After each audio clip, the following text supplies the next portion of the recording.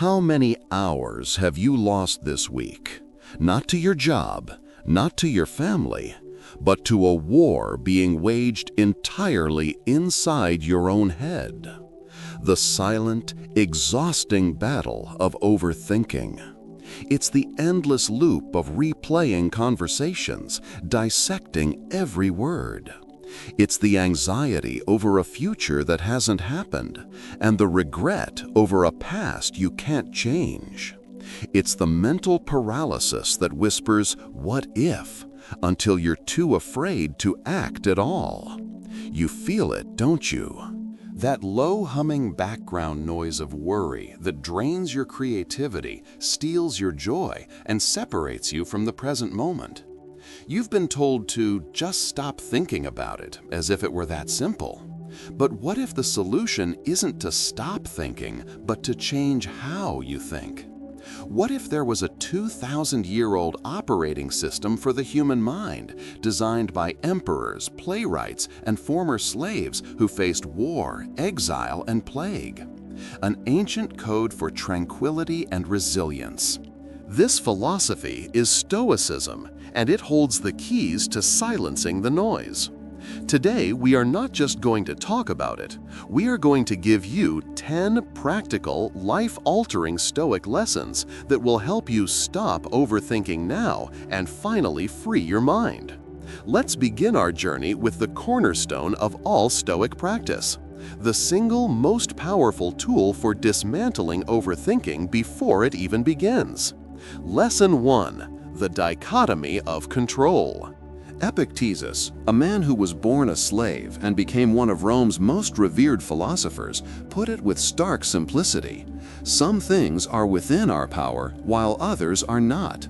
This isn't just a casual observation, it's a fundamental law of nature. Within our power are our own judgments, our intentions, our desires, our aversions, in short, our own actions and thoughts. Outside our power is, well, almost everything else. Other people's opinions, the weather, the economy, our health, our reputation.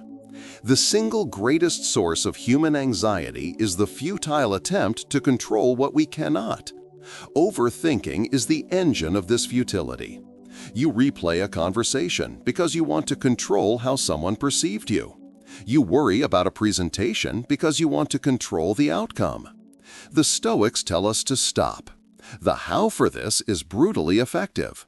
Take a piece of paper and draw 2 circles. In the first, write things I can control. In the second, things I cannot. Now, take the problem that's consuming your mind: a job interview, a difficult conversation, a health concern. Break it down and place each component into its proper circle. You cannot control if you get the job, but you can control your preparation, your research, the quality of your answers, and your attitude. You cannot control how someone reacts to your words. But you can control speaking your truth with kindness and clarity. Pour every ounce of your energy into the first circle. The second circle? You must practice the art of letting it go. It is not your domain. This isn't passive, it's the ultimate act of empowerment. It's about focusing your power where it has an effect, freeing you from the exhausting weight of the impossible. Lesson 2: Practice negative visualization. This sounds counterintuitive, doesn't it? If we're trying to stop worrying, why would we actively think about bad things happening?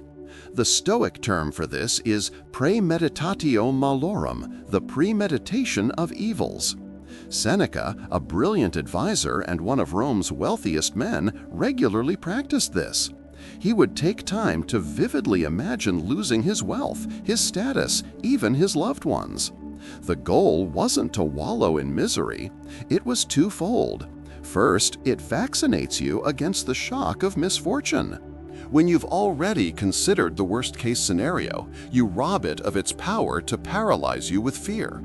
Second, and more importantly, it cultivates profound gratitude for what you have, right now. The overthinking mind often takes for granted the good in our lives, focusing instead on what could be lost. By consciously and briefly visiting a future where those things are gone, you return to the present with a renewed, vibrant appreciation. Here's the practical exercise. Once a day, for just 1 minute, think about something you value. Your job, your home, a relationship. Imagine, just for that minute, that it's gone. Feel the sting. Then open your eyes and look around. Feel the immense relief and gratitude that it is, in fact, still here. You will find that the things you worried about losing your grip on, you now hold with a more appreciative and, paradoxically, a lighter touch. Lesson 3. Amor fati. Love your fate. This is perhaps the most challenging and transformative Stoic lesson. It goes beyond mere acceptance. It's not about gritting your teeth and tolerating what happens. It's about embracing every moment, every outcome, every obstacle as if you had chosen it yourself. The great philosopher Friedrich Nietzsche, heavily influenced by the Stoics, called this the formula for human greatness. Overthinking is fundamentally an argument with reality. This shouldn't have happened. Why did this happen to me? If only things were different. These thoughts are the fuel for mental anguish. Amor fati is the fire extinguisher. It says, this is what happened. It is now part of my path. How can I use it? How can I learn from it? How can this make me stronger? Marcus Aurelius, the Roman emperor, wrote in his private journal, "A blazing fire makes flame and brightness out of everything that is thrown into it." Your life is that fire. The events, good, bad, ugly, are the fuel. You can complain about the fuel you're given, or you can choose to burn brighter. The action here is a mental reframing. The next time something doesn't go your way, catch that initial feeling of resistance. Instead of saying, "Why is this happening to me?" ask, "What is this teaching me?" It shifts you from the position of a victim to the position of a student, an alchemist, turning lead into gold. Lesson 4, Memento Mori. Remember you will die. In our modern world, we do everything we can to avoid the thought of death. The Stoics did the opposite. They embraced it as a clarifying and motivating tool. Memento Mori is not a morbid obsession. It is a call to live with urgency and purpose. Overthinking thrives on the trivial. We waste days, weeks, even years agonizing over petty insults, minor setbacks, and other people's opinions. Remembering that your time is finite is the ultimate antidote to triviality. It puts everything into perspective. As Seneca wrote, "You are living as if destined to live forever. Your own frailty never occurs to you. You are wasting time." When you are faced with a decision that has you paralyzed by overthinking, ask yourself this powerful question. In the face of my death, does this truly matter? The answer is often a resounding no. That awkward comment you made at a party? The fear of what people will think if you start a new hobby? It all fades into insignificance against the backdrop of mortality. This isn't about creating fear, it's about creating freedom. Freedom to act, to love, to create, and to live fully, without being held hostage by the small stuff. It's the ultimate deadline, and it inspires you to get on with the business of living. Lesson 5. The view from above. Overthinking shrinks our world down to the size of our own anxieties.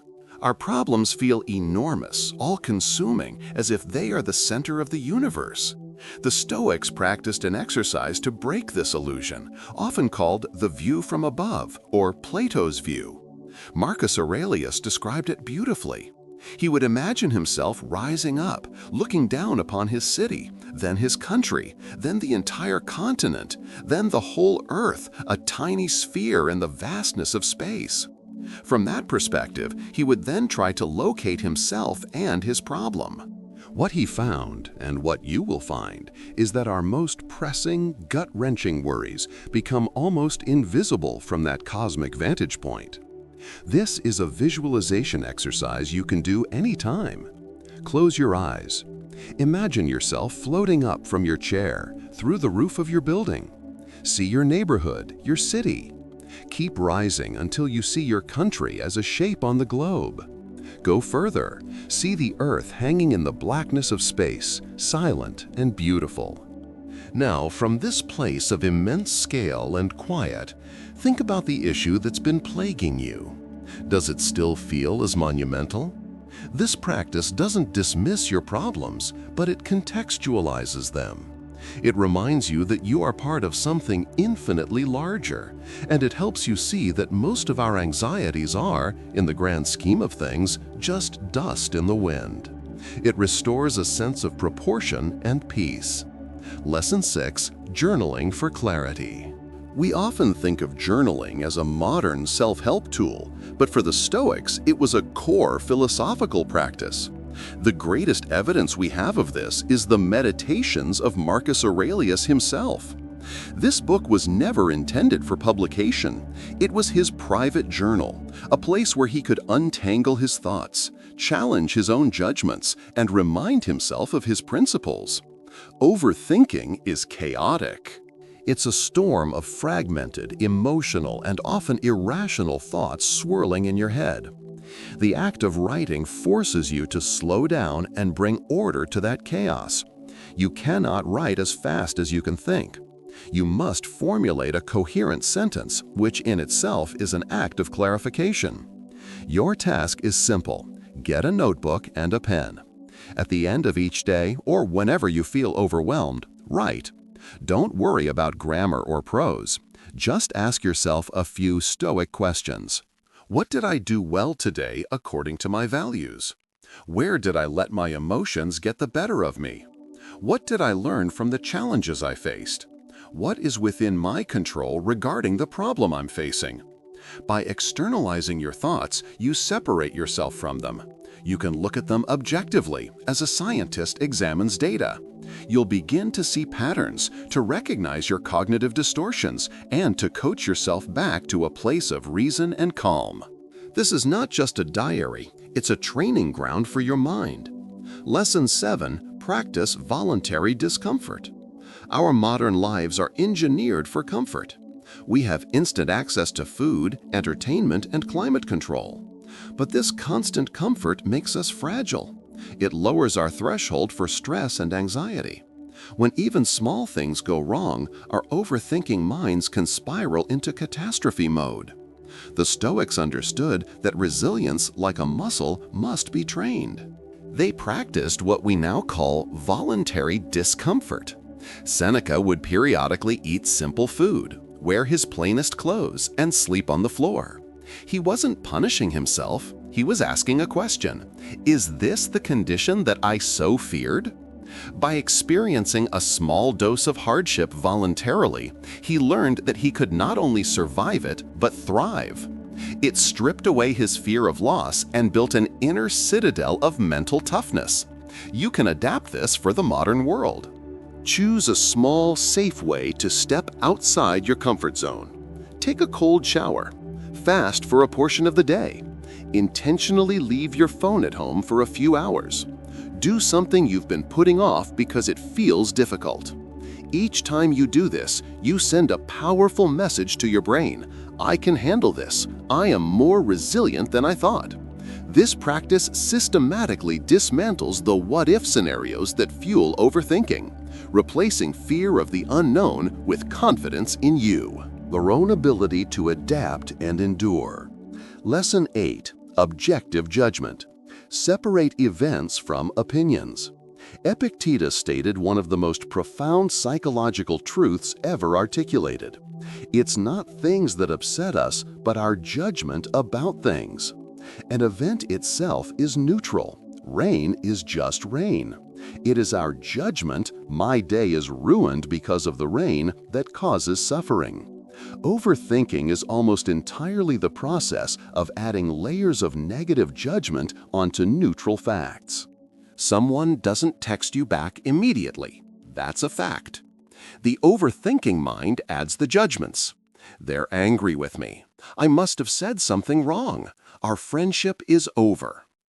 The Stoics trained themselves to see the world with what they called objective representation, to see things as they are, stripped of the emotional stories we attach to them. The practice is to become a ruthless editor of your own thoughts. When you feel a wave of anxiety, stop and ask, what is the bare fact here, and what is the story I am telling myself about it? The fact is your boss sent you a one-word email, urgent. The story is, I'm in trouble, I'm going to be fired. The practice is to pause, acknowledge the story, and then focus only on the fact. The fact requires action. Respond to the email. The story requires worry, which is useless. By creating this space between event and judgment, you reclaim your power. You stop being a reactor to your own fictional narratives and become a responder to reality. Lesson 9. Live in accordance with nature. This phrase can sound a bit abstract, but for the Stoics it had two very specific meanings. First, it meant accepting the nature of the universe, that things change, things can be unpredictable, and some things are simply outside of your control. This ties back to amor fati.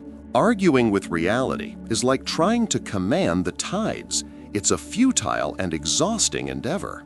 Overthinking is a form of arguing with reality. Second, it meant living in accordance with our own human nature.